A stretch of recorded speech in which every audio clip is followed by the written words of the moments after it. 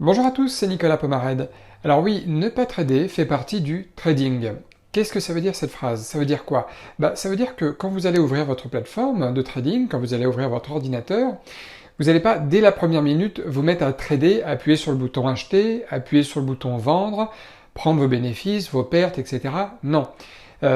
Quand je dis ne pas trader fait partie du trading, c'est pour tous ceux qui des fois trouvent que le temps est trop long devant les écrans, en fonction du marché qu'ils travaillent, en fonction de leur expérience, en fonction de la façon dont ils ont sélectionné les valeurs, bonnes ou mauvaises, pour entrer dans leur liste d'achat ou de vente.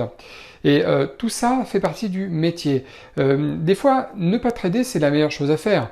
Vous pouvez très bien des fois attendre 3 minutes avant qu'une opportunité se présente, et des fois attendre une demi-heure, trois quarts d'heure avant qu'une opportunité se présente. Mais le plus important, c'est la patience, c'est d'attendre qu'une opportunité se présente, mais pas que. Il faut aussi attendre le bon timing. Il faut attendre le bon point d'entrée, le point d'entrée le plus approprié par rapport à votre style de trading, par rapport à votre money management. Donc, des fois, on peut se sentir inutile, on peut se sentir inefficient, surtout quand on débute, on ne sait pas quoi faire, on se demande si c'est normal d'attendre aussi longtemps, si c'est normal d'agir aussi vite ou pas. Donc, moi je vous le dis tout de suite, oui, c'est normal. Donc, rassurez-vous là-dessus, ne pas trader fait complètement partie du trading.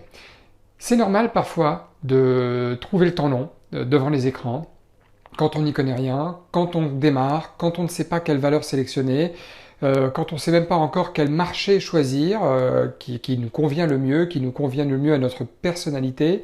Quand on n'y connaît rien en termes de money management, on peut hésiter quand on voit une opportunité devant nous, à savoir hésiter au niveau de la taille de la position, hésiter au niveau du sens du trade, est-ce que je l'achète, est-ce que je vends. On peut hésiter en se disant est-ce que je vais pas perdre comme la veille. Donc tout ça, ça fait hésiter. Des fois, on rate un mouvement, mais des fois, on voit vraiment qu'il y a absolument rien à faire. Et dans ce cas-là, rassurez-vous, si vous passez une journée, j'allais dire, moi je passe jamais de journée devant mes écrans, c'est généralement quelques dizaines de minutes, c'est généralement ça. C'est rare que je dépasse l'heure et encore plus rare que je dépasse les 2 heures de trading dans ma journée sur les actions US. Mais c'est vrai que ça fait quand même partie du job. Attendre 15 minutes, 20 minutes qu'une opportunité se dessine, ça m'arrive aussi. Je n'agis pas que dans les 3-4 premières minutes. Ça dépend des opportunités et malheureusement, ça n'arrive pas forcément tous les jours. Le plus important, c'est pas ça. Le plus important, c'est pas d'aller vite à choisir ses trades, à faire son trading et à fermer sa plateforme et puis à demain, bonne soirée. Le plus important, c'est de choisir ses trades en fonction des configurations techniques qu'il y a, en fonction de l'évaluation du risque que vous allez faire sur chaque position que vous allez prendre. C'est ça qui est vraiment le plus important en trading. Donc, je termine là-dessus en vous disant encore une fois de vous rassurer que ne pas trader quand il n'y a rien à faire fait partie du trading. Quand vous n'avez pas tradé, que vous n'avez pas vu d'opportunité spéciale, quand vous avez vu un trade monter mais qu'il n'y avait aucun point d'entrée peu risqué pour se glisser dedans, rassurez-vous, c'est tout à fait normal de ne pas le prendre, c'est d'ailleurs très sage de ne pas le prendre.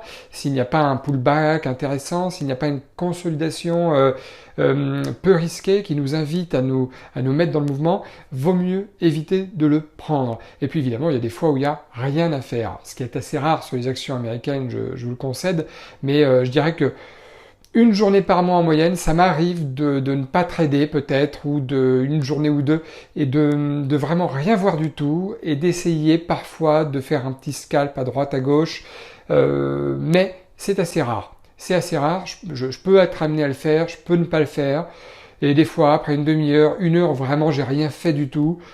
Bon, personnellement, moi je trade pas plus de 2 heures dans la journée. Quand il n'y a rien à faire, surtout au niveau de la première demi-heure, la première heure, avec mon style de trading à moi qui m'est propre à moi, j'arrête tout directement et je m'en veux pas et je me dis bon bah j'étais là, j'ai surveillé, j'ai rien vu, j'ai rien loupé. Des fois j'étais là, j'ai pas tradé parce que j'ai loupé quelque chose, ça c'est assez frustrant. Mais c'est pas grave, ça fait complètement partie de l'activité de trader. Donc là-dessus, rassurez-vous complètement parce que bon bah voilà, c'est vrai que je l'entends des fois dans d'autres vidéos sur YouTube, j'entends aussi à travers des questions que peuvent poser certains. Ouais, mais des fois le temps est trop long, franchement, je sais pas quoi prendre. En final, c'est que très souvent, il n'y a rien à prendre. Le plus souvent, c'est qu'il n'y a rien à faire, il n'y a rien à prendre. C'est ça le plus souvent qui arrive. Mais avec l'expérience, avec le métier, on arrive à trouver des opportunités, qu'on arrive à dégoter, grâce à des screeners notamment, grâce à notre œil qui est de plus en plus averti, grâce à notre expérience. Donc rassurez-vous, ces choses-là viendront avec le temps et plus vous apprendrez en trading, moins le temps vous semblera long.